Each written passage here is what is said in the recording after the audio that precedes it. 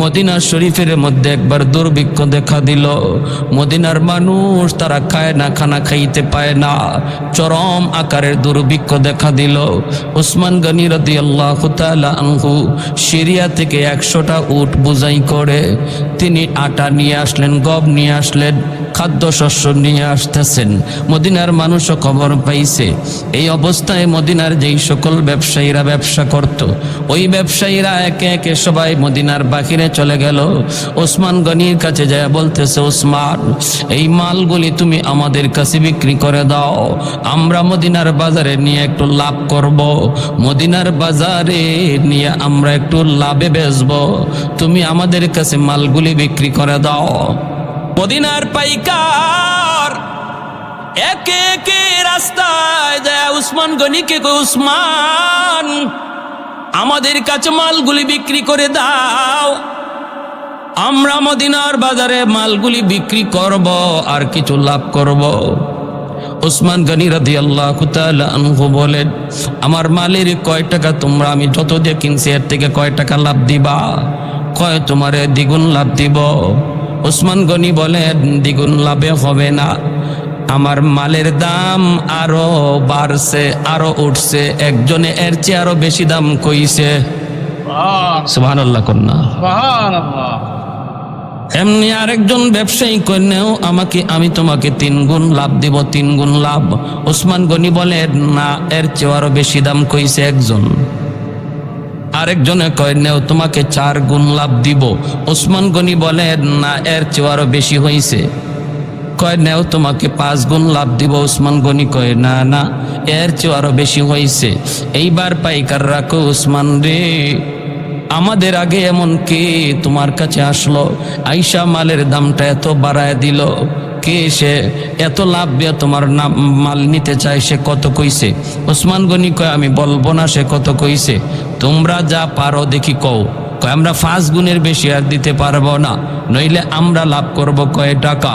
ওসমান গনি, ওসমান, মালগুলি আমরা নিতে পারলাম না, তবে নামটা একটু শোনাও, শুনি সে কে এত বড় ব্যবসায়ী যে তোমাকে 5 গুণের চেয়েও বেশি লাভ দিবি। ওসমান গনি কয়, তিনি আর কেউ নন, তিনি আর কেউ নন, তিনি হলেন আমার মালিক, যেই মালিক আমার মালের দাম 10 গুণ বেশি লাভ দেওয়ার ওয়াদা দিয়েছে। মান জাআ বিল হাসানাতি ফালাহু আশরু আমসালিহা। আল্লাহ তো আমাকে 1 দিবা, আমি 10 দিব। সুবহানাল্লাহ কোন। আল্লাহ বলে আমাকে 1 দাও, আমি তোমাকে 10 দিব। এজন্য ওসমান গনি কয়, না না, আমার আল্লাহ আমাকে 10 গুণ বেশি দেওয়ার ওয়াদা দিয়েছেন, অতএব না 5 গুণ 6 গুণ 7 গুণ আমি মাল বিক্রি করব না। সোজা তিনি 100 বস্তা মাল নিয়ে মদিনায় ঢুকলেন এবং মদিনার সেই অসহায় মানুষগুলি, গরিব মানুষগুলি যারা দুর্ভিক্ষের কারণে এতদিন পর্যন্ত খানা খাইতে পারে না, তাদের মাঝে ওসমান গনি তিনি ফ্রি সবার মাঝে মালগুলি বন্টন করে দিলেন। उस्मान तेरा नाम से इस्लाम रहेगा, उस्मान तेरा नाम से इस्लाम रहेगा, दुनिया की सखावत में तेरा नाम रहेगा, दुनिया की सखावत में तेरा नाम रहेगा, फारूक तेरा नाम से इस्लाम रहेगा, दुनिया की अदालत में तेरा नाम रहेगा, सिद्दीक तेरा नाम से इस्लाम रहेगा, दुनिया की सदाकत में तेरा नाम रहेगा, दुनिया की सदाकत में तेरा नाम रहेगा। मोहब्बतेर साथे बोली अल्लाहु আকবার। সেই উসমান গনি রাদিয়াল্লাহু তাআলা আনহু বলে, নবী গো আমি তো এইভাবে মানুষের মাঝে দান সদকা করেছি, গরিবকে আমি সহযোগিতা করেছি, সম্পদের হক আমি আদায় করেছি, আমিও কি গরিবের 500 বছর পরে জান্নাতে যাব? আমিও কি গরিব সাহাবীর 500 বছর পরেই জান্নাতে যাব? আল্লাহর নবী রহমতের নবী বলেন, উসমান রে তুমি আমার জামাতা হতে পারো, আসরে মুবাশশারার সদস্য হতে পারো রে উসমান। আমি নবী নিজের থেকে কিছু বলি না, গরিব যে 500 বছর আগে জান্নাতে যাবে এই কথাটাও আমার আল্লাহ আমাকে বলতে বলেছে। ও উসমান, যদিও তুমি ধনী, দুনিয়া থাকতেই জান্নাতের সার্টিফিকেট পেয়েছো, তোমার কাছ থেকে সহযোগিতার সাহায্য নিয়ে যেই গরিব সাহাবীরা দুনিয়াতে চলছে, যারা তোমার সাহায্য পায়া চলছে খাইছে, এরাও তুমি উসমানের 500 বছর আগেই জান্নাতে ঢুকবে। উসমান গনি রাদিয়াল্লাহু তাআলা আনহুর চোখ দিয়ে দর দর করে পানি পড়ে, আর তিনি কান্দেন, নবী গো আমি তো আখিরাতের লাইনে প্রতিযোগিতায় জিততে চাই, দুনিয়ার সম্পদ যদি আমাকে যদি পিছনে ফেলায় দেয় জান্নাতে যাওয়ার প্রতিযোগিতায়, এই সম্পদ দিয়ে আমি কি করব গো নবী? সম্পদ আমি কমাবো কেমনে? আল্লাহর নবী কয় সম্পদ কমবে না যতদিন পর্যন্ত তুমি দান সদকা বাড়াইবা। যেইবারে যেই হারে তুমি দান করো, এই হারে যদি তুমি দান করতে থাকো সম্পদ কমবে না বরং বাড়বে। আর যদি সম্পদ কমাইতে চাও, দান করা বন্ধ করে দাও, সম্পদ কমে যাবে। সুবহানাল্লাহ। আমরা তো মনে করলে দান করলে সম্পদ কমে, আর নবী বলতেছেন দান করলে সম্পদ বাড়ে। আল্লাহ বলেন দান করলে সম্পদ বাড়ে। ইয়ামহাকুল্লাহুর রিবা ওয়া ইউরবিস সাদাকাত। আল্লাহ বলেন সুদ খাইলে তোমরা দেখো সম্পদ বাড়ে, আমি আল্লাহ দেখি সুদ করে সম্পদ কমে। আর দান করলে তোমরা দেখো সম্পদ কমে, আর আমি আল্লাহ দেখি বাড়ে। সুবহানাল্লাহ। এইবার আল্লাহ নবীকে উসমান গনি কয়, ইয়া রাসূলুল্লাহ, ওগো নবী আমি তো সম্পদের হক আদায় করলাম, কেন কি জন্য আমাকে পরে জান্নাতে যাওয়া লাগবে? আল্লাহ নবী গো আমার বুঝে আসে না। মায়ার নবী দয়ার নবী তখন বলেন, ওসমান তুমি বুঝতে চাও বুঝি? বলে, ইয়া রাসূলুল্লাহ আমি বুঝতে চাই গো নবী, কেন কি জন্য আমার ভুলটা কি, আমার অপরাধটা কি? নবী কয়, উসমান রে কোনো অপরাধ নাই, এটা আমার আল্লাহর ইনসাফ, অপরাধ তোমার কিছু না। তাও আমি তোমাকে আর একটু ভালো করে বুঝাই। এই বইলেই মায়ার নবী মসজিদে নববীতে সাহাবায়ে কেরাম ভরপুর। আল্লাহ নবী বলে, উসমান তুমি দাঁড়াও। সাহাবায়ে কেরামের মাঝখান থেকে উসমান গনি রাদিয়াল্লাহু তাআলা আনহু তিনি দাঁড়ালে পরে নবী জিজ্ঞেস করেন, উসমান রে আজ সারাদিন তুমি কি খাইছো? আমি নবীর একটু হিসাব দাও। উসমান গনি কয়, নবী গো ঘুম থেকে ওইটা বাসি রুটি খাইছি, নাস্তার সময় নাস্তা করেছি, আবার দুপুর বেলা বোনা গোশত রুটি খাই আপনার কাছে এসেছি। আল্লাহর নবী রহমতের নবী বলেন, উসমান তো এইবার তুমি বসো, একদিনের হিসাব আমি নবী তোমার কাছ থেকে চাইলাম। কথা বলছো তুমি 3টা, ঘুম থেকে ওইটা খাইছো বাসি রুটি, নাস্তার সময় নাস্তা করছো, দুপুরবেলা বোনা গোশত রুটি খাইছো, অর্থাৎ 3বার খানা খাইছো, 3 কথা বলছো। এইবার তুমি বসো। ওসমান গনিরে তিনি বসায় দিলেন। এরপরে নবী বলেন, আমার গরিব সাহাবীদের ভিতরে আমার আব্দুল্লাহ ইবনে মাসউদ কই রে? আমার আব্দুল্লাহ ইবনে মাসউদ একটু দাঁড়াও, আমি নবীর কাছে বলো আজ সারা দিন তুমি কি খাইছো? সাহাবায়ে কেরামের ভিতরে গরিব সাহাবী আব্দুল্লাহ ইবনে মাসউদ এক কোণার ভিতরে তিনি বসে বসে আমার নবীর নসিহত শুনতেছিলেন। ওই অবস্থায় মায়ার নবী ডাক দিয়ে কয়, আব্দুল্লাহ দাঁড়াও। আব্দুল্লাহ ইবনে মাসউদ তিনি দাঁড়াইছেন। মায়ার নবী তখন বলতেছেন, আব্দুল্লাহ আজ সারা দিন তুমি কি খাইছো? একটু হিসাব দাও, একদিনের হিসাব আমি চাইছি। আব্দুল্লাহ ইবনে মাসউদ কথা বলেন না, মুখ থেকে কথা বের হয় না। চোখ থেকে দর দর করে পানির ফোঁটা পড়তেছে।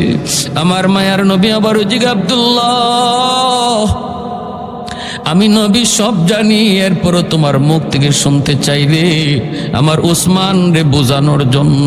সুবহানাল্লাহ। এ আব্দুল্লাহ, একটু নিজের মুখে বলো, আজ সারাদিন তুমি কি খাইছো? আব্দুল্লাহ ইবনে মাসউদ চোখের পানিটা মুইছে বলতেছে, নবী গো, যদি আপনি আমাকে প্রশ্ন না করতেন আমি কাউকে কিছু বলতাম না গো নবী। আমার পেটে এখন ক্ষুধা নাই, এতক্ষণ আমি অস্থির ছিলাম, কিন্তু আপনার নুরানি চেহারা দেখা মাত্রই আমার পেটের ক্ষুধার কথা আমি ভুলে গেছি। ওগো নবী, আজ সারাদিনে আমি একটা খেজুরও পাই নাই। আল্লাহ নবীর চোখ থেকে দর দর করে পানি পড়ে, সাহাবায়ে কেরামের চোখ থেকে পানি পড়ে। এত বড় জলিলুল কদর সাহাবী আব্দুল্লাহ ইবনে মাসউদ রাদিয়াল্লাহু তাআলা আনহু চোখ থেকে দর দর করে সবার পানি পড়ে। আল্লাহ নবী রহমতের নবী বলেন, আব্দুল্লাহ বসো। এইবার নবী বলেন, ওসমান, হিসাব নিতে চেয়েছো, হিসাবটা তোমার একটু বুঝায় বলি রে ওসমান, শোনো। একদিনের হিসাব তোমার কাছ থেকে নিছি, কথা কইছো 3টা। আমার আব্দুল্লাহ একদিনের হিসাব দিছে 1 কথায়, তুমি কথা কইছো 3 কথা। আব্দুল্লাহ হিসাব দিছে 1 কথা। হাসরের ময়দানে আমার আল্লাহ সমস্ত হাসরবাসী মানুষের কাছ থেকে 5টা প্রশ্নের জবাব না পাওয়া পর্যন্ত কদম সামনে বাড়াইতে দিবে না। এর ভিতরে একটা প্রশ্ন হলো, বিমালিহি মিন আইনা ইকতাসাবাহু ওয়া ফিমা আনফাকাহু, সম্পদ তুমি কোন পথে কামাই করেছ, কোন পথে সম্পদ ব্যয় করেছ, এই হিসাবটা আল্লাহ সবার কাছ থেকে নিবে। ও ওসমান, সম্পদ তোমার বেশি হওয়ার কারণে আল্লাহ পাক যখন হিসাব নিবে, সম্পদ তুমি হালাল পথে কামাই করেছো, হিসাব তোমার ওকে, কিন্তু বেশি হওয়ার কারণে টাইম লাগবে বেশি। একদিনের হিসাব দিতে তুমি 3 কথা কইছো, সময়ও লাগছে তোমার বেশি। আব্দুল্লাহ 1 কথায় জবাব দিয়া দিছে, সময় লাগছে তার কম। হাসরের ময়দানে ধনীদের সম্পদ বেশি হওয়ার কারণে হিসাব দিতে সময় লাগবে বেশি। আল্লাহ তখন পিছনে তাকায় দেখবে গরিব দাঁড়ায় রইছে, আল্লাহ তখন কইব তুই বাইপাস চইলা আয়।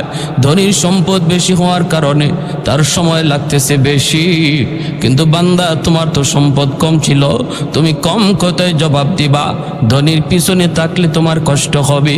আল্লাহ গরিবদেরকে বলবে বাইপাস হিসাব দিতে চলে আসো। গরিবরা বাইপাস আল্লাহর কাছে হিসাব দিয়া, অল্প সম্পদ অল্প কথায় জবাব দিয়া, তোমাদের হিসাব দেওয়ার টাইমের আগেই গরিব 500 বছর আগে জান্নাতে ঢুকে যাবে। আহাদুল লাইসা কামিসলি সামাদুল লাইসা কাফাদলি লিমানিল মুলকু তুগু ই তু সাজাওয়ার খুদাই, তু খুদাওয়ান্দে আমি নি তু খুদাওয়ান্দে জাসারি, তু খুদাওয়ান্দে জমি নি তু খুদাওয়ান্দে সামাই, তু রাহিমি তু করিমি তু সামিঈ তু বাসিরি, তু মুইজ্জি তু মুদিল্লি তু মালিকিল আরশি বাজাই, বরি আজ খুরদন ও খুফতন, বরি আজ তোহমত মরদন, বরি আজ ভীম উমিদি, বরি আজ রঞ্জ বালাই। আল্লাহু আকবার। আলা ইন্না আউলিয়া আল্লাহ লা খাউফুন আলাইহিম ওয়ালা হুম ইয়াহজানুন আল্লাযীনা আমানু ওয়া কানু ইয়াত্তাকুন। এজন্য রে আমার ভাই বলতেছিলাম, আল্লাহ পাক কয়, বান্দারে তুমি যদি মুত্তাকি হতে পারো, তোমার জীবনে কোনো ভয় নাই, কোনো চিন্তা নাই। মুত্তাকি কেমনে হইতে হয়? ঈমান এবং তাকওয়ার দ্বারা। ঈমান এবং আল্লাহর ওলি কেমনে হইতে হয়? ঈমান আর তাকওয়ার দ্বারা। তাকওয়া কেমনে হাসিল করতে হয়? একটা আমল হলো পবিত্র রমজান মাসে রোজা রাখার দ্বারা। রমজানের রোজা রাখার দ্বারা রোজাদার তাকওয়াওয়ালা হয়। কি হয়? কাকে বলে? আল্লাহর ভয়ে গুনাহ ছেড়ে দেওয়াকে তাকওয়া বলে। আল্লাহর ভয়ে গুনাহ ছেড়ে দেওয়াকে তাকওয়া বলে। কেমনে রোজায় আল্লাহর ভয়ে গুনাহ ছাড়ায়? একজন রোজাদার দিনের বেলা দরজা বন্ধ করেও কখনো খায় না, পানি পান করে না। রোজাদার রোজা রাখলো শুধুমাত্র আল্লাহর জন্য রাখে, মানুষকে দেখানোর জন্য কোনো রোজা রাখে না। যদি মানুষকে দেখানো তার উদ্দেশ্য হতো তাহলে দরজা বন্ধ করে রোজাদার পানি খাইতে পারত, দরজা বন্ধ করে খানা খাইতে পারত, ঠিক না? কিন্তু প্রচন্ড তৃষ্ণা, এরপরও খায় না, পানি পান করে না।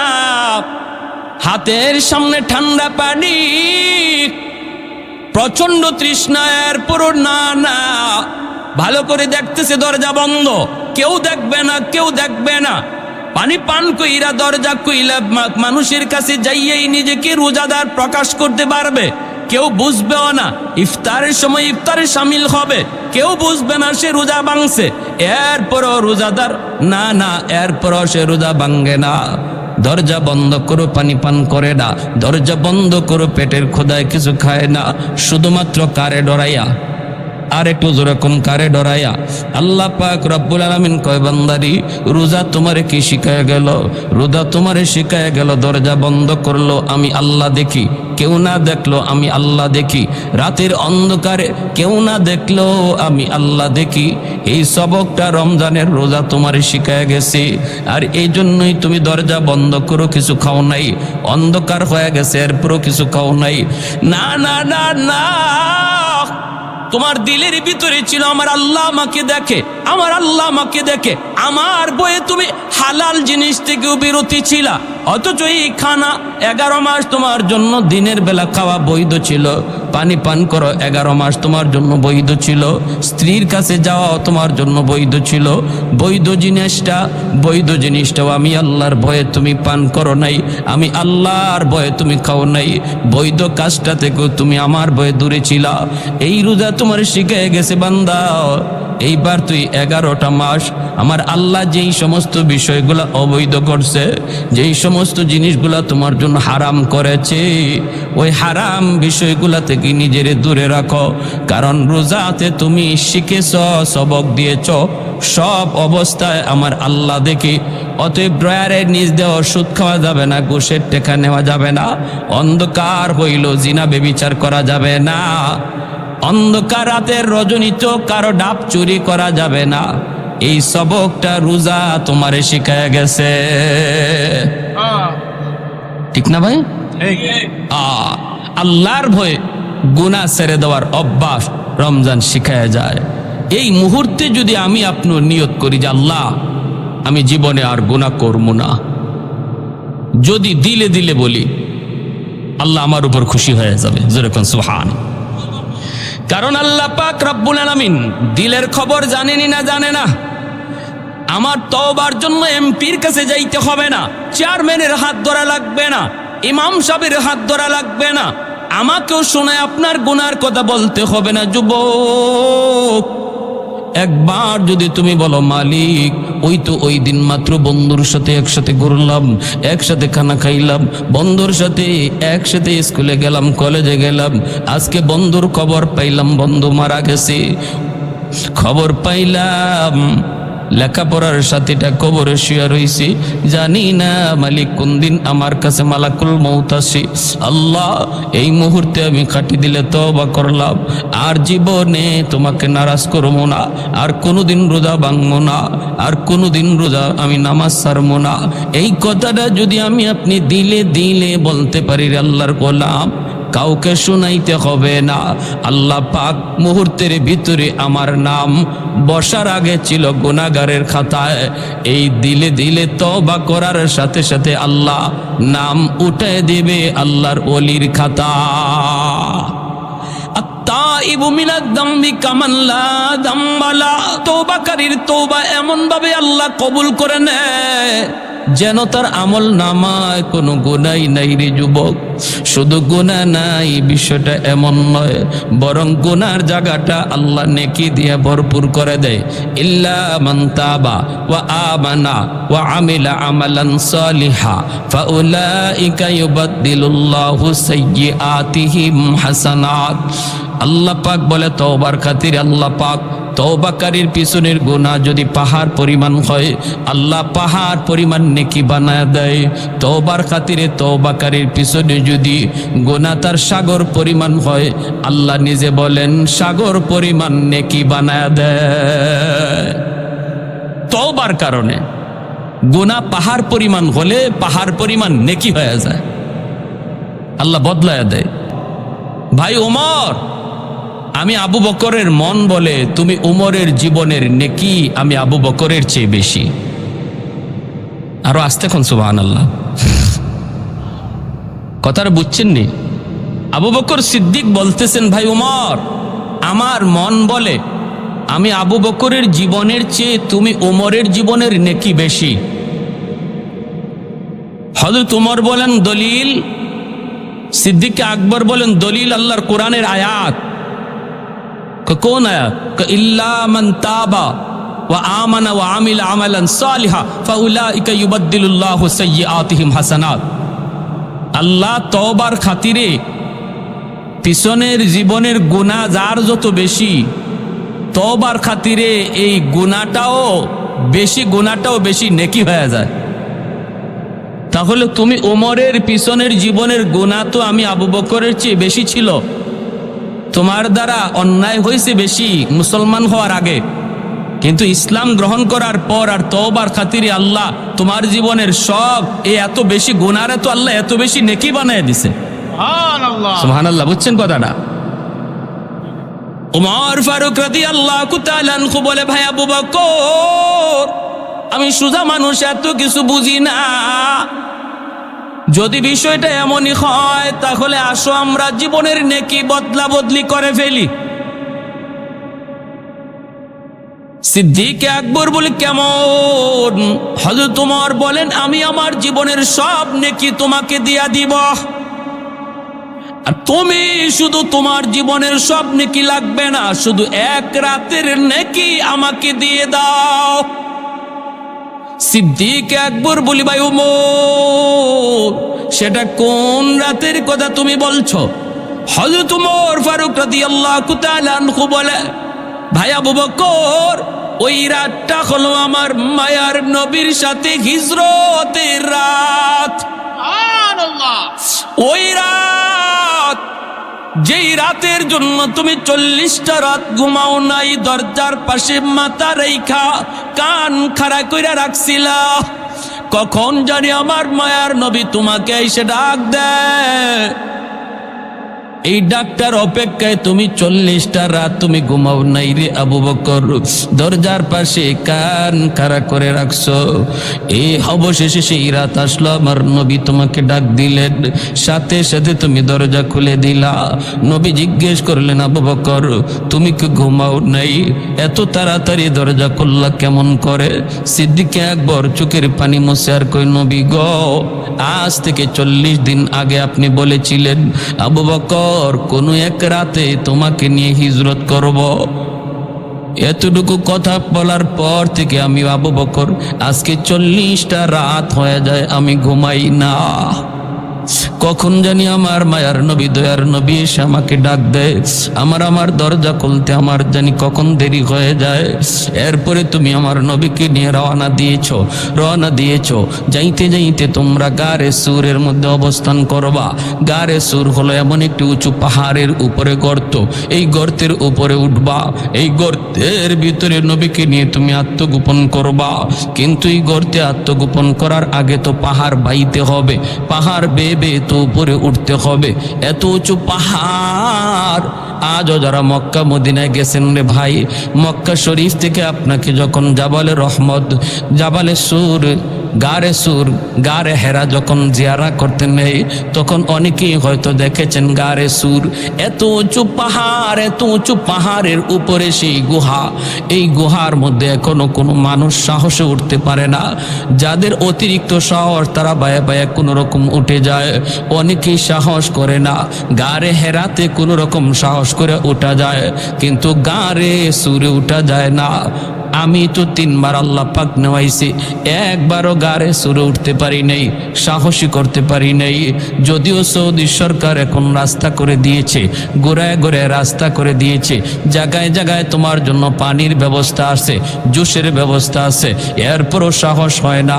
হযরত ওমর ফারুক রাদিয়াল্লাহু তাআলা আনহু বলতেছেন, ওই সময় তো এমন রাস্তাও ছিল না, শুধু একটা পাথরের উপরে আরেকটা পাথর লাগানো, পাথর বেয়ে বেয়ে সেই পাহাড়ের উপরে ওইটা গাড়ের মধ্যে অবস্থান করতে হয়েছে।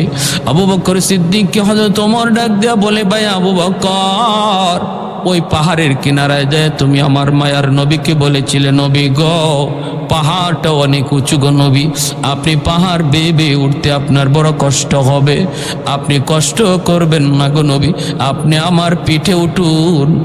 আমার মায়ার নবীর নিজের পিঠের মধ্যে উঠাইয়া আর পাথর বায়া বায়া নবীকে কান্দে লইয়া তুমি পাহাড়ের উপরে উঠছিলা।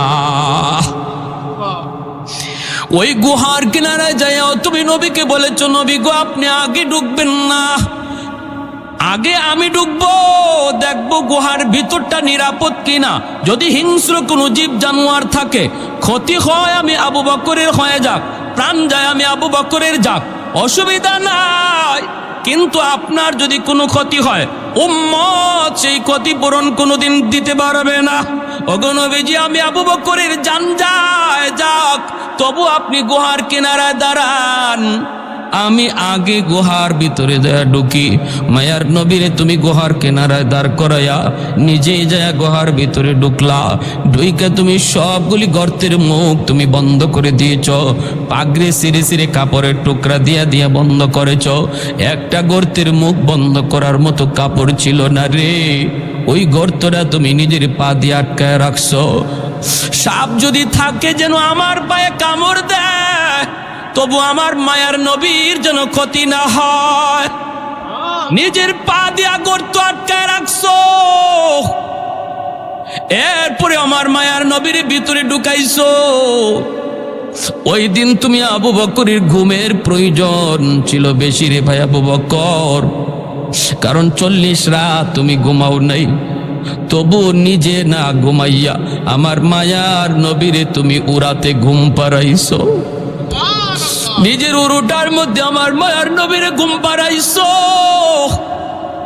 যেই গর্তটা পা দিয়ে আটকায় রাখছো, এই গর্তেই ছিল বিষাক্ত সাপ, যেই সাপটা আজকে 1 বছর যাবত এই গুহায় অবস্থান করে আমার মায়ার নবীর চেহারা দেখার জন্য। তোমার পায়ের কারণে সাপ বের হতে পারে না, বাধ্য হয়ে সাপে তোমার কামড় দিল।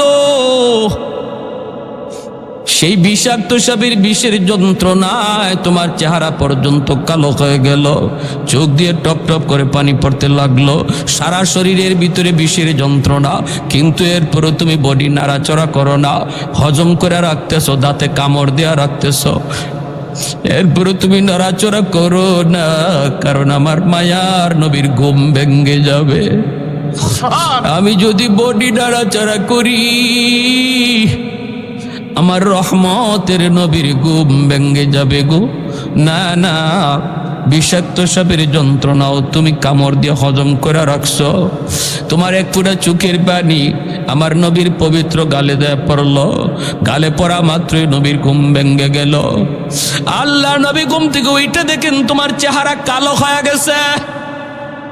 নবী জিজ্ঞেস করেন, আবু বকর চোখে পানি, চেহারা কালো, ঘটনা কি? কই নবী গো আমাকে সাপে কামড় মারছে। আল্লাহ নবী সাপরে ডাক দিলেন, সাপ আল্লাহর হুকুমে জবান চায়, আল্লাহ সাপের জবান খুলে দিলেন। সাপ ডাক দেয়া, কই নবী গো আমি ওই বাগানে থাকতাম, খেজুর বাগানে, আজ থেকে 1 বছর আগে ওই বাগানের পাশ দিয়া 2 জন ইহুদি পণ্ডিত যাইতেছে। ওরা আপনার এই গুহা দেইকা একজন আর একজনকে কয়, তাওরাত কিতাবে এই গুহার কথাই বলা হয়েছে, যেই গুহায় আখির নবী মদিনায় হিজরত করার সময় 3 দিন কাটাইবেন। এই কথা আমি সব কানে শুনেছি। শোনা মাত্রই আমি আমার বাসস্থান পরিবর্তন করে এই গুহার মধ্যে চলে এসেছি আপনার নুরানি বরকতি চেহারা দেখার জন্য। কিন্তু আপনার আবু বকর পা দিয়ে আমার মুখটা আটকায় রাখছে গো নবী। আমার আজকে দীর্ঘদিনের মনের আশা পূরণ হইতে চলছে, অথচ আবু বকরের কারণে আমি পারতেছি না, বাধ্য হয়ে আমি কামড় দিছি গো নবী। ওগো নবী, আপনার নুরানি চেহারা দেখার জন্য আল্লাহ নবী পবিত্র লব মোবারক আবু বকর সিদ্দিকের পায়ে লাগায় দিলেন, সাথে সাথে সাপের বিষ পানি হয়ে গেল। আবু বকর সিদ্দিক রাদিয়াল্লাহু তাআলা আনহুর ওই রাতের কুরবানি, হিজরতের রাতের কুরবানি, হযরত ওমর ডাক দেয়া বলে, ভাই আবু বকর, আমার জীবনের সব নেকি তোমাকে দিয়া দিলাম, শুধু বিনিময়ে আমাকে ওই 1 রাতের নেকি দিয়ে দাও। সিদ্দিক আকবর তখন বলেন, ভাই ওমর, আমি নিজেও তো জানি না ওই রাতে আমার কেমন নেকি হয়েছে, চলো আমরা দুজন মায়ার নবীর কাছে যাই। দুজন চলে আসলেন আল্লাহর নবীর কাছে জানার জন্য। সিদ্দিক আকবর বলেন, নবী গো, আমরা দুজন জীবনের নেকি বদলা বদলি করতে চাই। নবী বলেন, কেমন করে? হযরত ওমর বলেছে তার জীবনের সব নেকি আমাকে দিয়ে দিবে, আর আমি শুধু তার 1 রাতের নেকি দিব। আল্লাহর নবী তখন বলেন, আবু বকর, সেটা কোন রাত? বলতেই সিদ্দিক আকবর কয়, নবী গো, সেটা হলো আপনার সাথে হিজরত রাত। আল্লাহর নবী রহমতের নবী বলে, আবু বকর, আমি কোনো ফয়সালা দিব না, আমি কোনো রায় দিব না রে আবু বকর। কারণ আমার মতে কার মন খুশি হয়, কার মন বেজার হয়? দুজন তো আমার মায়ার নবীর দুজন ঘনিষ্ঠ বন্ধু, একজন নবীর ডান হাত আর একজন নবীর বাম হাত। নবীদের কলিজার বন্ধু হলেন 2 জন। এই দুনু বন্ধুকে নিয়ে আমার মায়ার নবী আজও মদিনার রওজা আথারে 2 বন্ধুকে পাশে নিয়ে নবী শুয়ে রইছেন। এজন্য মায়ার নবী কয়, আমি কোনো মত দিব না, তবে যে রাতের ফজিলতের কথা তুমি জানতে চাও এটা বলতে পারি রে আবু বকর। তোমার ওই 1 রাতের নেকি যদি 1 পাল্লায় রাখা হয়, শুধু তোমার ওই 1 রাতের নেকি যদি 1 পাল্লায় রাখা হয়, আর গোটা উম্মতের নেকি যদি 1 পাল্লায় রাখা হয়, তবুও তোমার পাল্লা ভারী হবে। सिद्दीक तेरा नाम से इस्लाम रहेगा, सिद्दीक तेरा नाम से इस्लाम रहेगा, दुनिया की सदाकत में तेरा नाम रहेगा, दुनिया की सदाकत में तेरा नाम रहेगा, मुआविया तेरा नाम से इस्लाम रहेगा, दुनिया की सियासत में तेरा नाम रहेगा, दुनिया की सियासत में तेरा नाम रहेगा। একটু জোরে সুরে বলি আল্লাহু আকবার, আরো জোরে আল্লাহু আকবার। এর জন্যই আল্লাহ পাক কয়, এ বান্দা, যখনই তুমি তওবা করবা, তওবা করতে এমপির কাছে যেতে হয় না, তওবা করতে চেয়ারম্যানের হাত ধরতে হয় না, তওবা করতে মেম্বারের কাছে যাওয়া লাগে না, তওবা করতে পয়সা খরচ করা লাগে না, তওবা করতে ইমাম সাহেবের হাত ধরতে হয় না। মনে মনে দিলে দিলে বৈশা যদি কো, মালিক, যা করেছি জীবনে ভুল করেছি, আর ভুল করবো না। জানি না এই রাত আমার জীবনের শেষ রাত কিনা গো, জানি না এই মাহফিল আমার জীবনের শেষ মাহফিল কিনা। এই কথা মনে কইরা এই জায়গায় বৈশা যদি আমি আপনি তওবার নিয়ত করে ফেলি, আল্লাহ পাক রব্বুল আলামিন কয়, বান্দারে, বসার আগে তোমার নাম ছিল গুনাহগারের খাতায়, এই তওবার নিয়তের সাথে সাথে নাম উঠে যাবে আল্লাহর ওয়ালির খাতা। কারণ আমার জীবনের পিছনে শুধু গুনাহ থাকবে না, বিষয়টা এমন না, বরং সমপরিমাণ গুনাহকে আল্লাহ নেকি বানায়া দিবে। গুনাহও থাকবে না, নেকিও ডাবল বেড়ে যাবে। তওবার এত পাওয়ার, এত পাওয়ার, এত পাওয়ার। এজন্য ভাই আমি বলতেছি, সব জিনিসে সময় লাগে, সময় লাগে না শুধু আল্লাহর ওলি হইতে রে ভাই, সময় লাগে না শুধু আল্লাহর ওলি হইতে। এই জায়গায় বসে আমরা আল্লাহর ওলি হওয়া সম্ভব, ঠিক কিনা জোরে বলেন? বিশেষ করে যুবক যদি যৌবনকালে আল্লাহরে ভয় কইরা তওবা করে নেয়, তাহলে আল্লাহ তার উপরে, বুড়া মানুষের আগে আল্লাহ যুবকের উপরে বেশি খুশি হয়। কারণ যুবক যৌবনের চাহিদা হলো গুনাহ করা, যৌবনের চাহিদা হলো জিনা করা, যৌবনের চাহিদা হলো মিথ্যা কথা বলা, যৌবনের চাহিদা হলো ডাব চুরি করা, যৌবনের চাহিদা হলো এরকমভাবে গান বাজনার আয়োজন করা। কিন্তু যেই যুবক যৌবনে পাগলামি করে না, যৌবনে তার মসজিদে পাওয়া যায়, যৌবনে তার মুখে দাড়ি দেখা যায়, যৌবনে তার মাথায় টুপি পাওয়া যায়, যৌবনে যেই যুবককে বাপমার সেবা করতে দেখা যায়, যৌবনে যেই যুবককে মুরব্বীদের শ্রদ্ধা করতে দেখা যায়, এই যুবক যৌবনেই আল্লাহর ওলির খাতায় নাম লিখায়। এই জমিনে যত আল্লাহর ওলি হয়ে গেছেন সবাই ওলি হয়েছেন যৌবনকালে। আল্লাহু আকবার। সবাই ওলি হয়েছেন যৌবনকালে।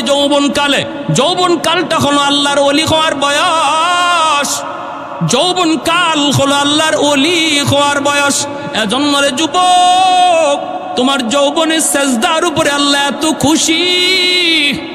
আল্লাহ পাক রব্বুল আলামিন কয়, প্রতিদিন জমিন আল্লাহর কাছে আবদার করে, মালিক অনুমতি দাও এই গুনাহগার জমিনটা আমি ধ্বংস করে ফেলি। ও মালিক, সুদখোরের 5 তলা বিল্ডিং এর লোড আমি জমিন আর নিতে পারি না। ওই যে গুনাহগারের পায়ের আওয়াজ, জিনাকুরের পায়ের আওয়াজ, মদকুর গাঞ্জাকুরের পায়ের লোড আমি জমিন আর নিতে চাই না। আসবিরু ইলা মাতা আসবিরু, আর কত আমি ধৈর্য ধরব, আর কত ধৈর্য ধরব? আল্লাহ পাক কইরে, জমিন চুপ কর। এই জমিনের ভিতরে আমি আল্লাহ দেখি কেমন অন্যায় হয়, কেমন অত্যাচার হয়, কেমন জুলুম হয়, কেমন গুনাহ হয়, এরপর আমি কেন ধরি না জানুনি? এর জমিন, এই জমিনের ভিতরে আমি আল্লাহ আমার কিছু বান্দা বান্দি বানাইছি, এদেরকে আমি আল্লাহ বড় আদর করে বানাইছি।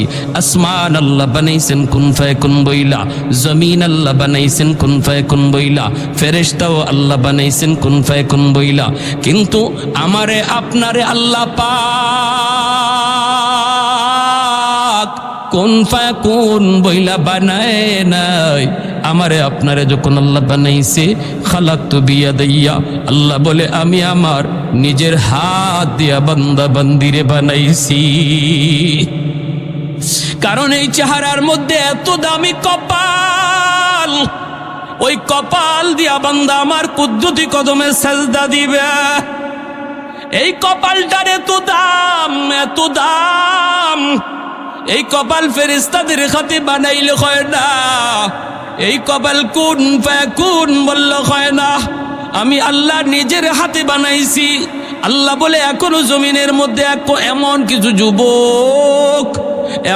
কিছু যুবক রয়েছে রে জমিন, যেই যুবক যৌবনে আমি আল্লাহকে ডরায়, যেই যুবক যৌবনে পাগলামি করে না, যৌবনে গুনার কাজে যায় না, রমজান মাসে তার রোজা রাখতে দেখা যায়, যৌবনেই তার মুখে দাড়ি পাওয়া যায়, যৌবনেই তার মাথায় টুপি দেখা যায়। বন্ধুরা ডাকে গোনার দিকে, কিন্তু সে বলে আমি আল্লাহকে ডরাই, আমি আমার আল্লাহকে ভয় পাই। না না, রাতের অন্ধকার কেউ না দেখলো আমার আল্লাহ দেখে। ওই যুবকের কলিজার দিকে যখন আমি আল্লাহ তাকাই, তখন এই জমিনের প্রতি আমার মায়া লেগে যায়। ইন্না রাহমাতি সাবাকাত আলা গযবি, এজন্য আল্লাহ বলছি আমার রহমত গজবের আগে চলে যায়। এক হাদিস শরীফ আল্লাহ নবী বলেন, বন্ধু হতে চাও আল্লাহর, আস-সাখী হাবিবুল্লাহ, যারা বেশি বেশি দান সদকা করবে, আল্লাহ নবী বলেন দানের খাতিরে আল্লাহ তার বন্ধু বানায় নেবে। এই বললাম, রমজান আসতেছে আমাদেরকে আল্লাহর বন্ধু বানানোর জন্য। হাদিস শরীফে নবী বলেন, যে বেশি বেশি দান করে মসজিদ মাদ্রাসায়, আল্লাহ দানের খাতিরে তারে আল্লাহর বন্ধু বানায় নেয়। তাহলে দানের আমলটাও দরকার আসেনি না নাই?